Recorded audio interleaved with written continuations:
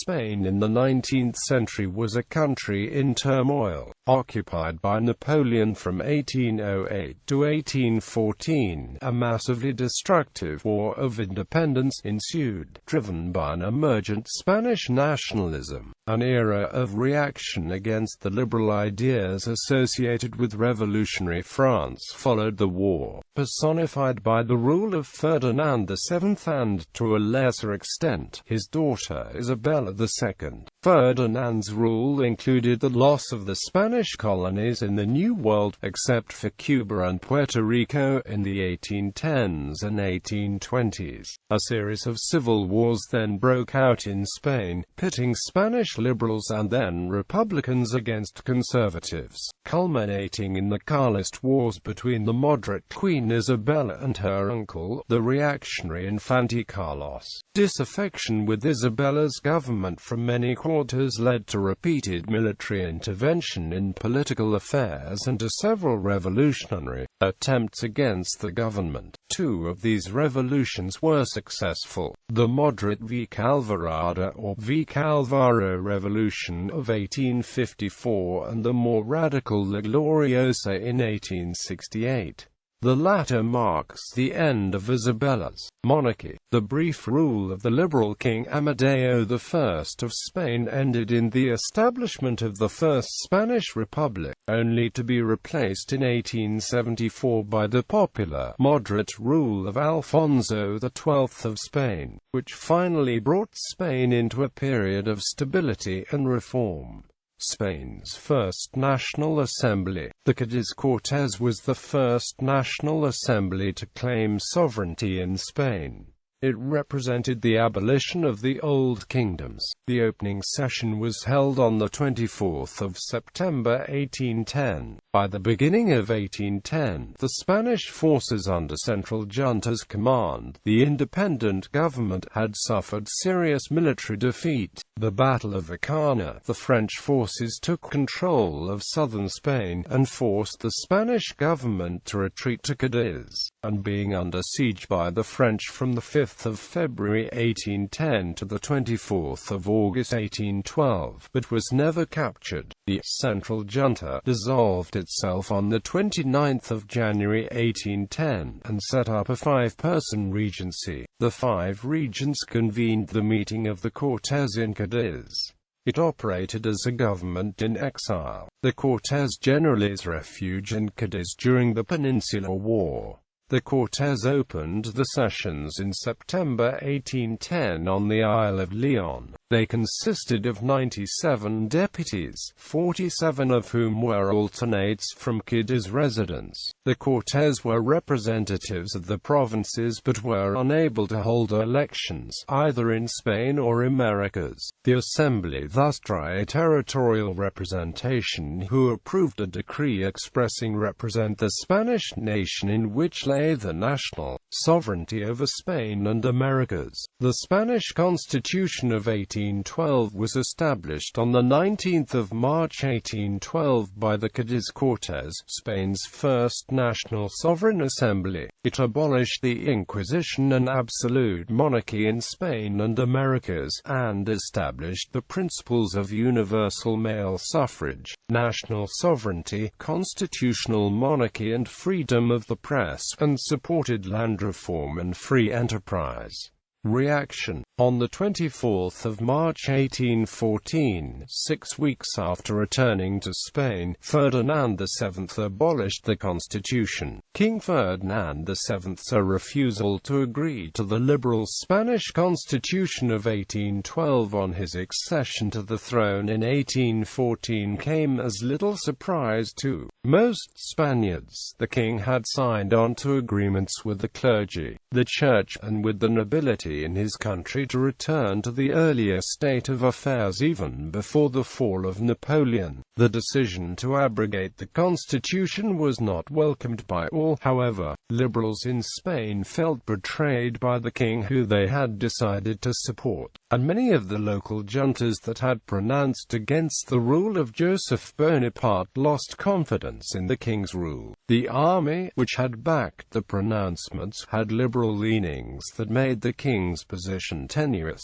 Even so, agreements made at the Congress of Vienna starting a year later would cement international support for the old, absolutist regime in Spain. The Spanish Empire in the New World had largely supported the cause of Ferdinand VII over the Bonapartist pretender to the throne in the midst of the Napoleonic Wars. Joseph had promised radical reform, particularly the centralization of the state, which would cost the local authorities in the American Empire their autonomy from Madrid. The Spanish Americans, however, did not support absolutism and wanted auto-governance. The juntas in the Americas did not accept the governments of the Europeans, neither the French or Spaniards.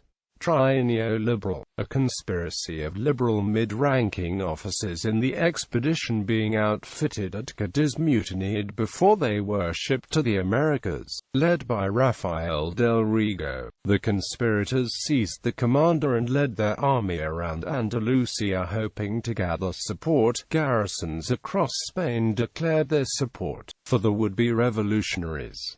Riego and his co-conspirators demanded that the liberal constitution of 1812 be restored. Before the coup became an outright revolution, King Ferdinand agreed to the demands of the revolutionaries and swore by the constitution. A progressista government was appointed, though the king expressed his disaffection with the new administration and constitution. 3 years of liberal rule followed. The progressista government reorganized Spain into 52 provinces, and intended to reduce the regional autonomy that had been a hallmark of Spanish bureaucracy since Habsburg rule in the 16th and 17th centuries. The opposition of the affected regions, in particular Aragon, Navarre, and Catalonia, shared in the king's antipathy for the liberal government. The anti-clerical policies of the progressista government led to friction with the Roman Catholic Church, and the attempts to bring about industrialization alienated old trade guilds. The Inquisition, which had been abolished by both Joseph Bonaparte and the Cadiz Cortes during the French occupation, was ended again by the progressista government, summoning up accusations of being nothing more than affranchisados who only 6 years before had been forced out of the country. More radical liberals attempted to revolt against the entire idea of a monarchy, constitutional or otherwise.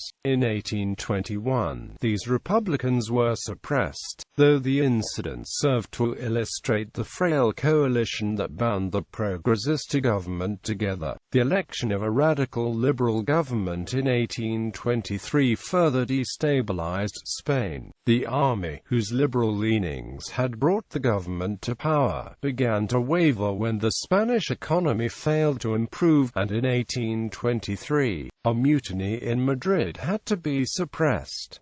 The Jesuits were banned again by the radical government. For the duration of liberal rule, King Ferdinand lived under virtual house arrest in Madrid. The Congress of Vienna, ending the Napoleonic Wars, had inaugurated the Congress system as an instrument of international stability in Europe. Rebuffed by the Holy Alliance of Russia, Austria, and Prussia in his request for help against the liberal revolutionaries in 1820. By 1822 the Concert of Europe was at sufficient unease with Spain's liberal government and its surprising hardiness that they were prepared to intervene on Ferdinand's behalf. In 1822, the Congress of Verona authorized France to intervene. Louis XVIII of France, himself an arch-reactionary, was only too happy to put an end to Spain's liberal experiment, and a massive army, the 100,000 Sons of St. Louis, was dispatched across the Pyrenees in April 1823.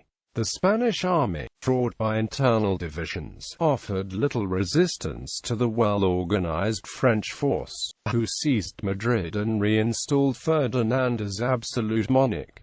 The liberals' hopes for a new Spanish War of Independence were not to be fulfilled. The ominous decade, immediately following the restoration of absolutist rule in Spain, King Ferdinand embarked on a policy intended to restore old conservative values to government. The Jesuit order and the Spanish Inquisition were reinstated once more, and some autonomy was again devolved to the provinces of Aragon, Navarre, and Catalonia, although he refused to accept the loss of the American colonies. Ferdinand was prevented from taking any further action against the rebels in the Americas by the opposition of the United Kingdom and the United States, who voiced the support of the new Latin American republics in the form of the Monroe Doctrine. The recent betrayal of the army demonstrated to the king that his own government and soldiers were untrustworthy, and the need for domestic stability proved to be more important than the reconquest of the empire abroad. As a result, the destinies of Spain and her empire on the American mainland were to permanently take separate paths. Although in the interests of stability, Ferdinand issued a general amnesty to all those involved in the 1820 coup and the liberal government that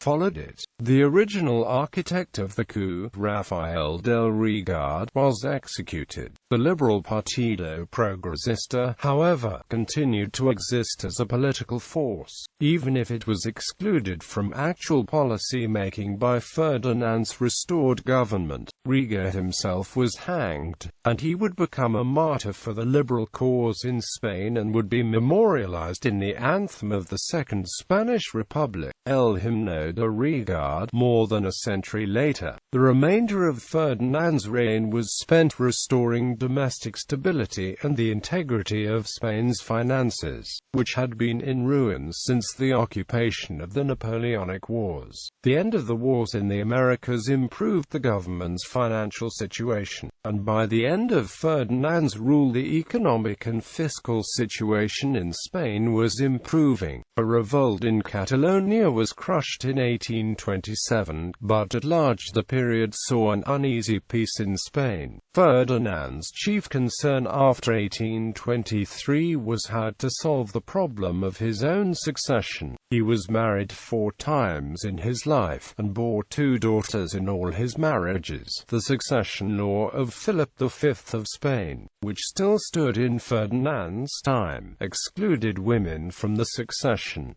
By that law, Ferdinand's successor would be his brother Carlos. Carlos, however, was a reactionary and an authoritarian who desired the restoration of the traditional moralism of the Spanish state, the elimination of any traces of constitutionalism, and a close relationship with the Roman Catholic Church. Though surely not a liberal, Ferdinand was fearful of Carlos's extremism. War had broken out in neighboring Portugal in 1828 as a result of just such a conflict between reactionary and moderate forces in the royal family, the War of the Two Brothers. In 1830, at the advice of his wife Maria Cristina of Bourbon to Sicilies, Ferdinand decreed a pragmatic sanction that had the effect of fundamental law in Spain. As a result of the sanction, women were allowed to accede to the Spanish throne, and the succession would fall on Ferdinand's infant daughter, Isabella, rather than to his brother Carlos. Carlos, who disputed the legality of Ferdinand's ability to change the fundamental law of succession in Spain, left the country for Portugal, where he became a guest of Dom Miguel, the absolutist pretender in the country's civil war. Ferdinand died in 1833, at the age of 49. He was succeeded by his daughter Isabella under the terms of the pragmatic sanction, and his wife, Maria Cristina, became regent for her daughter, who at the time was only 3 years of age. Carlos disputed the legitimacy of Maria Cristina's regency and the accession of her daughter, and declared himself to be the rightful heir to the Spanish throne. A half-century of civil war and unrest would follow Spanish-American independence. Already in 1810, the Caracas and Buenos Aires juntas declared their independence from the Bonapartist government in Spain and sent ambassadors to the United Kingdom. The British alliance with Spain had also moved most of the Latin American colonies out of the Spanish economic sphere and into the British sphere, with whom extensive trade relations were developed. Spanish liberals opposed to the abrogation of the Constitution of 1812 when Ferdinand's rule was restored. The new American states were cautious of abandoning their independence, and an alliance between local elites, merchant interests, nationalists rose up against the Spanish in the New World. Although Ferdinand was committed to the reconquest of the colonies, along with many of the continental European powers,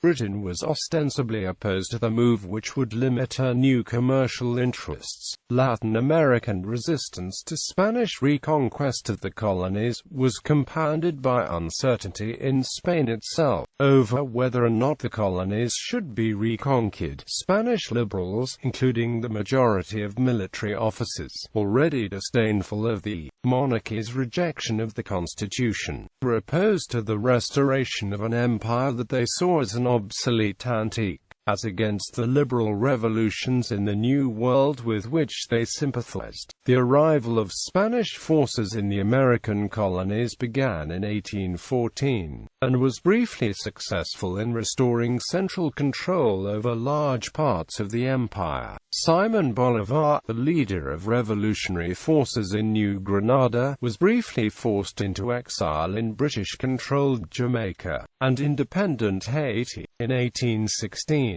However, Bolivar found enough popular support that he was able to return to South America, and in a daring march from Venezuela to New Granada, he defeated Spanish forces at the Battle of Boyaca in 1819, ending Spanish rule in Colombia. Venezuela was liberated on the 24th of June 1821 when Bolivar destroyed the Spanish army on the fields of Carabobo. On the Battle of Carabobo, Argentina declared its independence in 1816. Chile was retaken by Spain in 1814, but lost permanently in 1817 when an army under José de San Martin crossed the Andes Mountains from Argentina to Chile, and went on to defeat Spanish royalist forces at the Battle of Chacabuco in 1817. Mexico, Peru, Ecuador, and Central America still remained under Spanish control in 1820.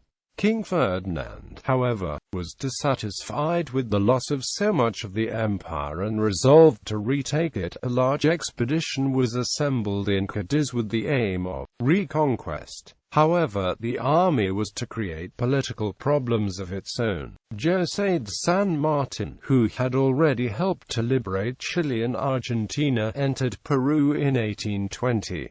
In 1821, the inhabitants of Lima invited him and his soldiers to the city.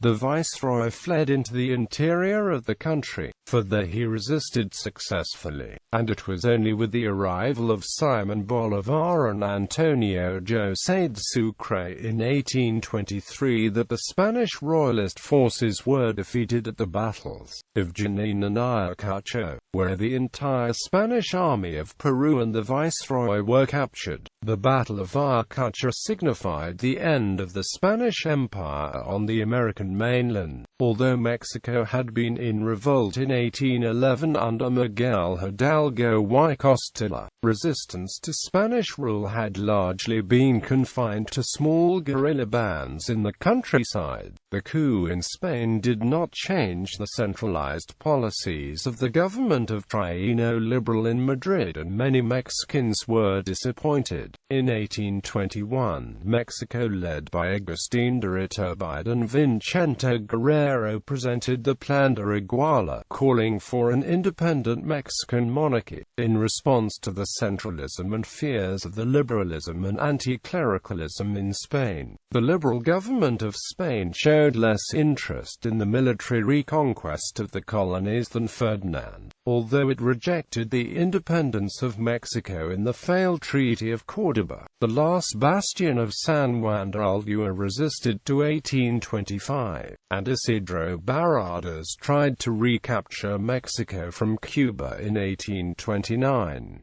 With the king's death in 1833, Spain finally abandoned all plans of military reconquest. The Carlist War and the Regencies. After their fall from grace in 1823 at the hands of a French invasion, Spanish liberals had pinned their hopes on Ferdinand VII's wife, Maria Cristina of Bourbon, two Sicilies, who bore some marks as a liberal and a reformer. However, when she became regent for her daughter Isabella in 1833, she made it clear to the court that she intended no such reforms. Even still, an alliance of convenience was formed with the progressista faction at court against the conservatives, who backed the rebel Infante Carlos of Spain. Carlos, who declared his support for the ancient pre-Bourbon privileges of the fueros, received considerable support from the Basque Country, Aragon, and Catalonia, which valued their ancient privileges from Madrid. The insurrection seemed, at first, a catastrophic failure for the Carlists, who were quickly driven out of most of Aragon and Catalonia, and forced to cling to the uplands of Navarre by the end of 1833.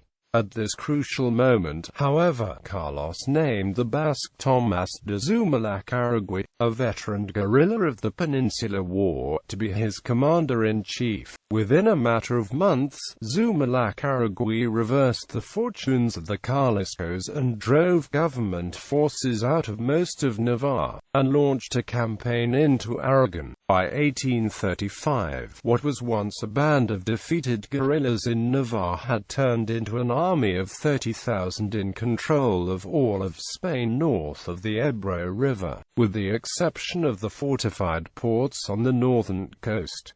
The position of the government was growing increasingly desperate. Rumors of a liberal coup to oust Maria Cristina abounded in Madrid, compounding the danger of the Carlist army, which was now within striking distance of the capital. Appeals for aid did not fall on deaf ears. France, which had replaced the reactionary monarchy of Charles X with the liberal monarchy of Louis Philippe in 1830, was sympathetic to the Cristino cause. The Whig governments of Viscount Melbourne were similarly friendly, and organized volunteers and material aid for Spain. Still confident of his successes, however, Don Carlos joined his troops on the battlefield. While Zumalacárregui agitated for a campaign to take Madrid, Carlos ordered his commander to take a port on the coast. In the subsequent campaign, Zumalacárregui died after being shot in the car. There was suspicion that Carlos, jealous of his general's successes and politics, conspired to have him killed. Having failed to take Madrid, and having lost the popular general, the Carlist armies began to weaken. Reinforced with British equipment and manpower, Isabella found in the progressista General Baldomero Espartero a man capable of suppressing the rebellion. In 1836,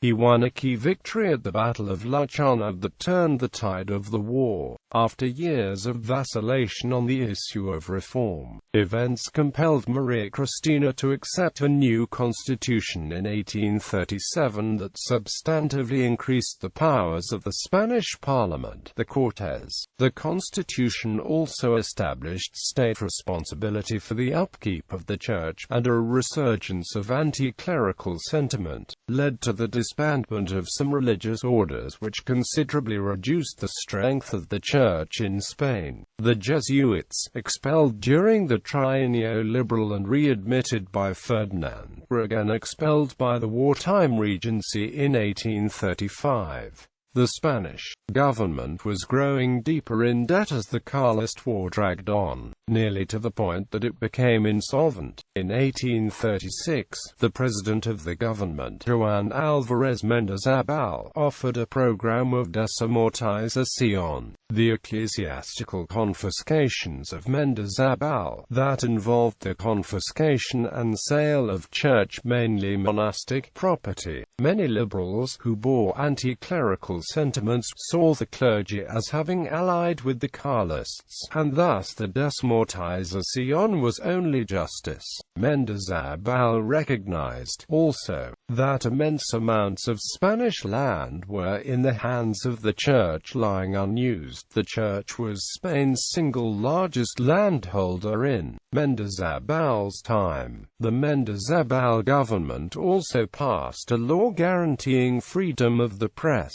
After La Chana, Espartero's government forces successfully drove the Carlists back northward. Knowing that much of the support for the Carlistas came from supporters of regional autonomy, Espartero convinced the Queen Regent to compromise with the Fueros on the issue of regional autonomy and retain the loyalty. The subsequent Convention of Vergara in 1839 was a success, protecting the privileges of the Fueros and recognizing the defeat of the Carlists. Don Carlos again went into exile. Freed from the Carlist threat, Maria Cristina immediately embarked on a campaign to undo the Constitution of 1837, provoking even greater ire from the liberal quarters of her government. Failing in the attempt to overthrow her own constitution, she attempted to undermine the rule of the municipalities in 1840. This proved to be her undoing. She was forced to name the Progresista hero of the Carlist War, General Espartero, president of the government. Maria Cristina resigned the regency after Espartero attempted a program of reform. In the absence of a regent, the Cortes named Espartero to that post in May 1841.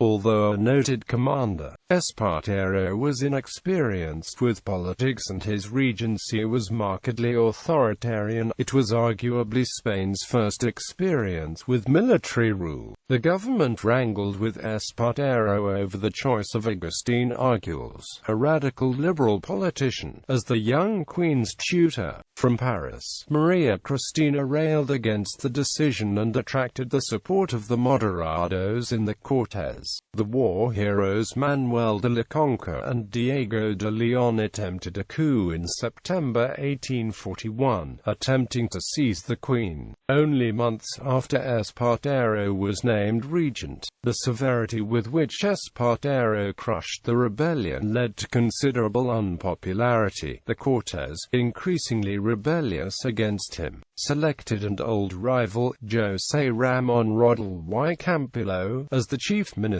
Another uprising in Barcelona in 1842 against his free trade policies prompted him to bombard the city, serving only to loosen his tenuous grip on power. On the 20th of May 1843, Salustiano Olazarga delivered his famous Dios salva al país, Dios salva la reina speech that led to a strong moderate liberal coalition that opposed Espartero. This coalition sponsored a third and final uprising led by Generals Ramón Narváez and Francisco Serrano, who finally overthrew Espartero in 1843, after which the deposed regent fled to England.